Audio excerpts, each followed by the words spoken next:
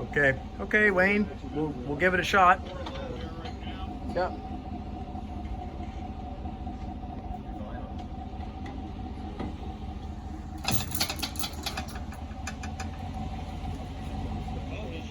It is moving. How are we doing, Jeff? You can see your side, Wayne? Oh, it says whoa. He says whoa, yeah. Hang on a sec. Move this back. I guess I can't move that back. Are you clear?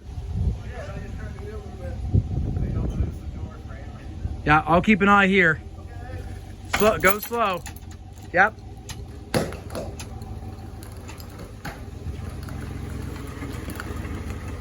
Okay, slow. Take it easy.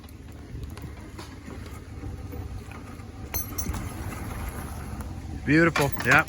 Okay. You are clearing the door on this side. Yep, you're good. Yeah, keep on going. You're clear.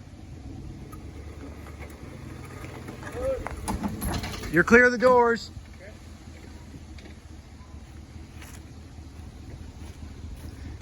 You want to come back a bit, we can take the chain off if you want, but we'll block the wheel. You get something. Oh, good. That'll work too. Oh, see, now I look like an amateur on the video. Actually, explaining this, I thought they had back in 52. Hey, this one doesn't. Is that the Series 75 thing?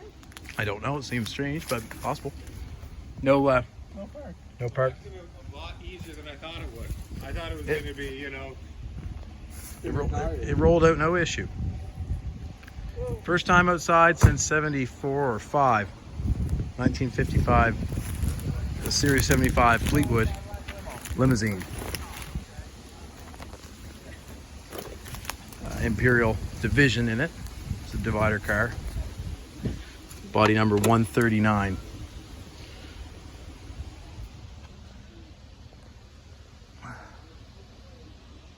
Rodent damage as far as odor and soiling, but no, it's intact.